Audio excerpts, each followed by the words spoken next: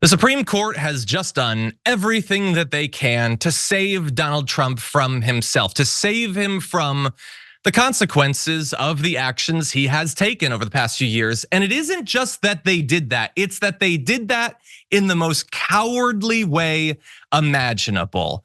They've saved him by pretending, as they always do, that they're very serious interpreters and arbiters of the Constitution. And when Donald Trump claims in a laughable fashion that presidents should be immune from any prosecution for any crimes that they committed, no matter how egregious, well, the Supreme Court just, they really got to think about that. They got to weigh that over and, due diligence and debate it and write out a really long thing. And that's gonna take some time, man. That's gonna take a few months, and maybe there's some consequences from that, but we're just being very responsible. And what do you know?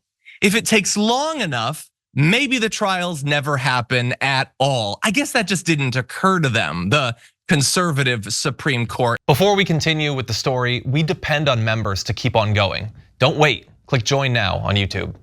And I honestly think that this is, as much as you might consider me to be a pessimist when it comes to the American judicial system, when it comes to how it interfaces with the rich and well-connected, you can even call me like a cynic generally.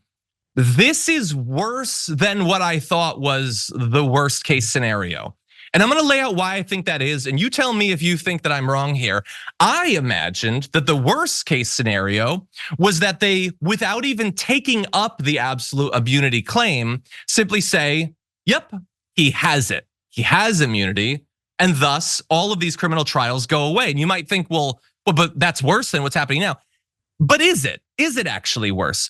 Because if they decided Donald Trump is immune from any legal challenges whatsoever, poof, these cases are gone, that would be utterly corrupt. And obviously that would take away the chance that he could be found guilty. That is true. But it would be inescapable at that point that the Supreme Court is just a tool of the Republican Party. They're just a tool of the proto-fascist movement taking over America. That's it. And importantly, in learning that lesson, the American people would no longer have any hope that was how Donald Trump was going to be stopped. If the trials evaporate, then the trials can't save them from Donald Trump. The only thing that can save them is Donald Trump being rejected once again in November. But we have something worse than that. We have the facade, the fig leaf of a judicial process, the fig leaf of a serious Supreme Court weighing serious concerns. And here is how I think this is gonna play out. So in 2 months, so the week of April 22nd, literally the last 3 scheduled days for argumentation, they waited until the last half week of their term. They're gonna pick this thing up in a couple months. So none of the trials will go forward until then, not the ones where he's made the absolute immunity claim at the least. And I have a feeling he's probably going to make it broadly after this. And then they're gonna consider it, and that'll take a week or 2 or whatever, and then they will sit. And they will think, and they will write. They'll sit and spin basically for another month or 2, and then they'll come out with a decision.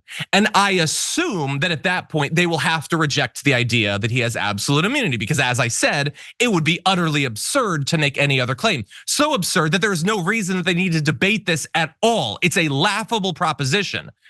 But they're picking it up because that way, they can be non-biased. I mean, before the election happened, they came out with a decision that he doesn't have absolute immunity. Look at them being critical of the president, critical of a Republican president, critical of the president that put 1/3 of them on the court. But it won't matter because it'll be too late at that point. You can't just like Jack Smith isn't gonna be watching CNN, hear the announcement, and then just jump into the court again. You can't do that. It's gonna take weeks or months to get those trials back on track. And then it takes a while to actually do the trial. And then those judges, possibly there can be, not only appeals, we expect that, but theoretically they can throw up other roadblocks. There's not enough time. The election will happen. And if what happens there is what the polls indicate has a 50-50 chance at the very least that Donald Trump gets elected again, then it doesn't matter what the Supreme Court said about absolute immunity. He will have absolute immunity by being able to simply snap his fingers and all the cases evaporate. And not technically all of them necessarily. Theoretically, I guess Georgia maybe could still go through. But the main ones, the ones actually bearing on the insurrection, the nationwide fake elector scheme, would just evaporate. They would evaporate, and once again, the Supreme Court would have weighed in to save a Republican candidate and then come out looking like totally clean, totally free. I mean, after all, they weren't as biased as they even were back in 2000. They ruled against absolute immunity, but they're doing it in a way that definitely protects him. And there are a lot of reasons that we can hypothesize about why they want to protect Donald Trump, why it is that they're taking this up at all, why it is that they're pretending that they need months to weigh this. None of the explanations are good. None of them are. At the very least, it's a reminder that these are not like innocent, pure fonts of judicial wisdom. These are partisan actors who could have become, Republican Congress people or right-wing pundits, but they became judges instead. That's all it is. And they get way more power with the path that they took, as they are wielding in this case.